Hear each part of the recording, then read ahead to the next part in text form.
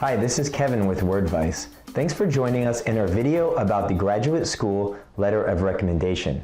In this video, we will answer some essential questions about these important documents here. First, what is a letter of recommendation? Why do you need it? Who should write your letters? What needs to be included in these letters?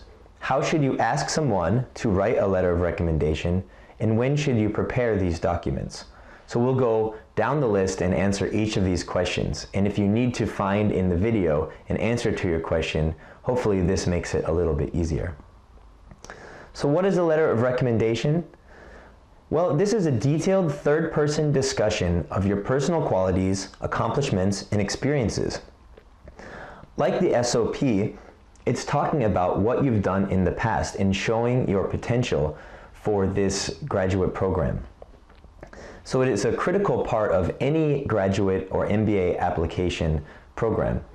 Generally, you need at least 2 letters of recommendation. So when we discuss the letter of recommendation, we're talking about the content of one specific letter, but you will need more than one referee, more than one letter when you submit your application.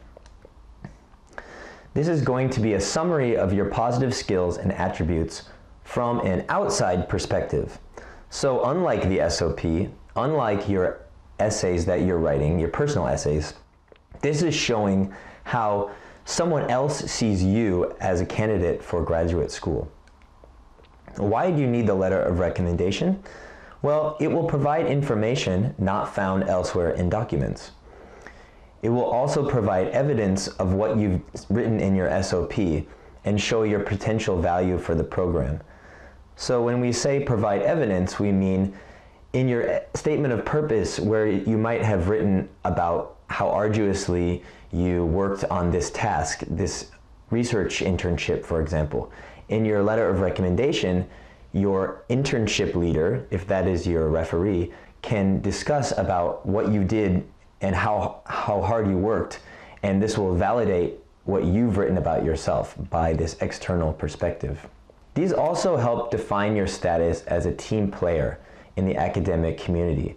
Ultimately, in graduate school, you need to work with a lot of other people who are doing research or committed to a common goal. And by showing how you have a good attitude, you're open to criticism and change, these letters can show that you will fit into a particular graduate program. Who should be your referee? When I say referee, a referee means the person writing your letter. So who should write these letters? Well, the people you ask to write these letters should have some common characteristics. And not all of these, but most of them should apply to your referee. They should know you well enough to write about you with authority. So it should be not someone you've known only for a couple of months, but someone who you've known at least a semester or a year or more and you've worked with closely. They should usually not be colleagues or equals, but superiors, and instructors are the most common referee for the letters of recommendation. They should also be respected in their field.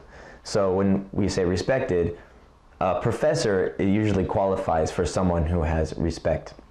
If you can find someone at your university who is well regarded, who has published a lot of material, or who is respected by their peers, then that would be all the better. But it's not necessary for this recommendation. They merely should be a professor. They should also be able to write a good letter. This means that they should be willing to write a letter, or they have experience in writing letters of recommendation in the past. They should be able and willing to compare you favorably to your peers.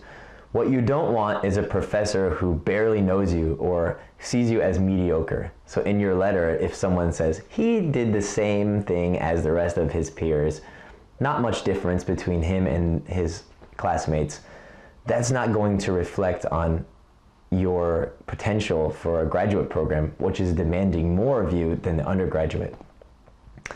They also should understand the graduate program that you wish to enter into, so they can factor in these goals and these potentialities into what you have done and experienced, so they can match your experiences and skills to the program that you want to do in the future. So when talking about the roles or title of the people who should be your referee, as we said, a professor or faculty member of a university, someone who knows your work, is the best bet. But it can also be an employer, a research team manager, or internship supervisor. In many cases, in my case actually, there were a couple years that passed before I entered into my graduate program. So therefore, I had a letter of recommendation from an old professor, but also from a current employer. Since I'd taken some time off of school, it was necessary to find someone who knew my work in another area more recently, whom I could get a reference from.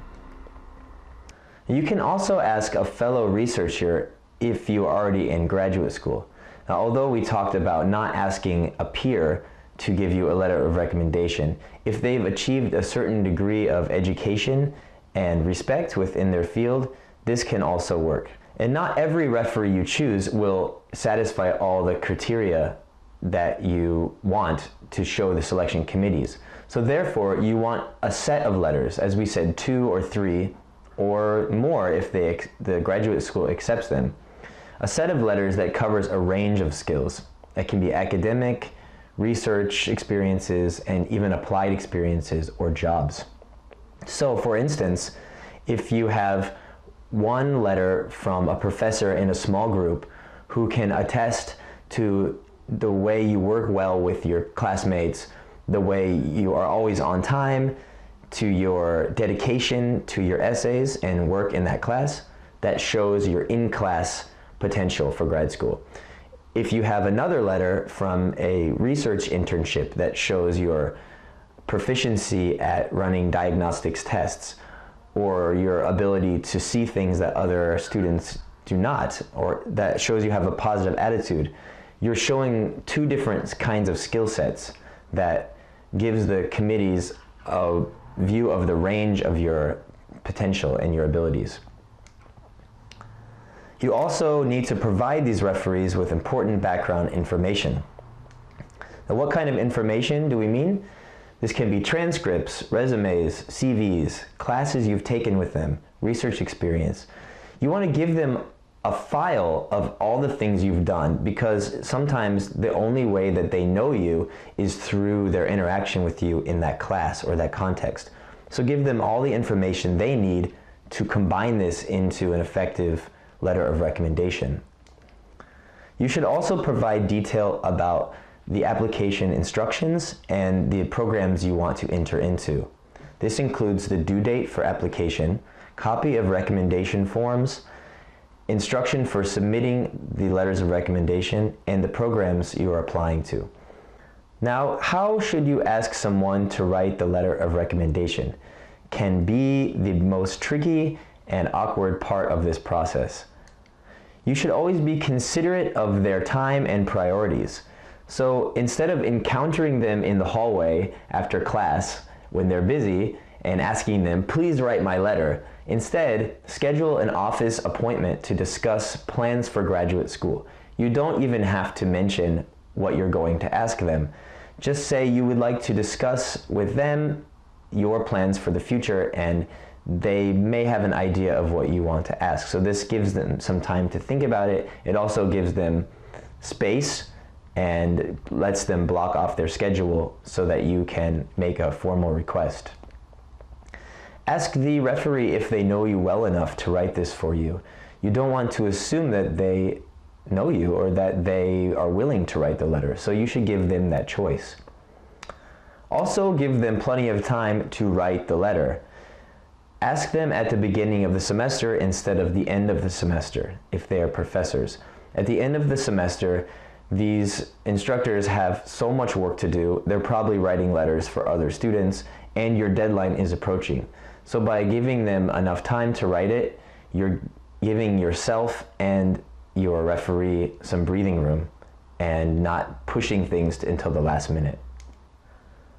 Now, there's a difference between asking a professor with whom you currently have a class to write a letter and asking a professor whom you haven't seen for a couple of years, and we'll talk about those approaches now. In my case, as I mentioned, it had been over 2 years since I was in university, so I had to contact a professor from years ago to ask them to write me a letter of recommendation.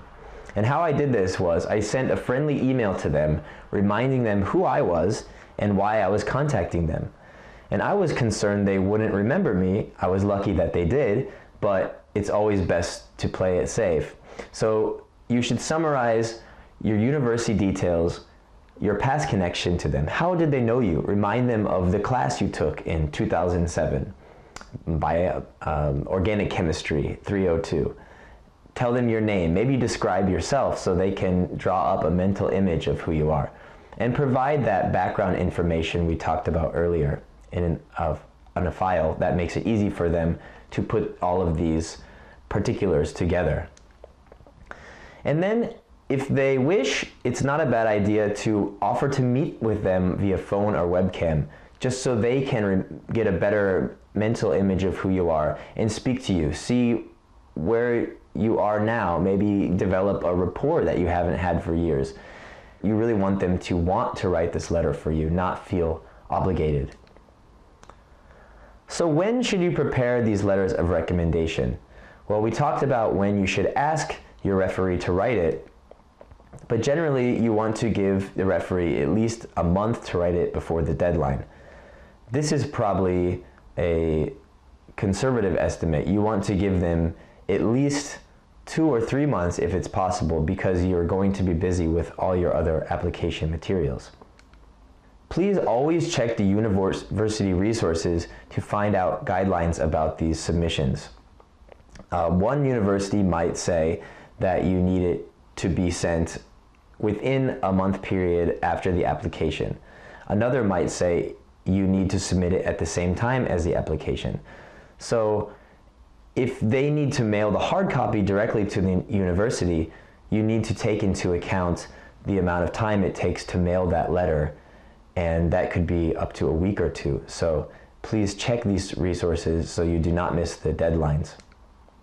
And always inform the referees about the details of these guidelines so they have as much knowledge at their disposal. You can also remind them of these deadlines. You don't push them, but let them know that these deadlines are approaching so that they have time to write their letter. So what to do when you have asked your referee to write the letter? You want to follow up with your letter of recommendation. That means checking back as the application deadline approaches. Contact the university about receiving your application materials. So ask them, have they received the letter? Have they received the materials? And of course, send a thank you note to the referee. The thank you note can also be a way of asking them about their progress on the letter or checking in to see if they've sent the letter. So again, you don't want to be pushy and say, I need this letter by this date, send it now. You want to gently remind them that this is an approaching deadline for you. So by way of saying, thank you for writing this letter. I wanted to ensure that you have sent the letter. So please kindly respond. That is a good way to request this information. If you have any more questions about the letters of recommendation or any other college admissions documents, please visit our website at www.wordvice.com. Thanks and happy writing.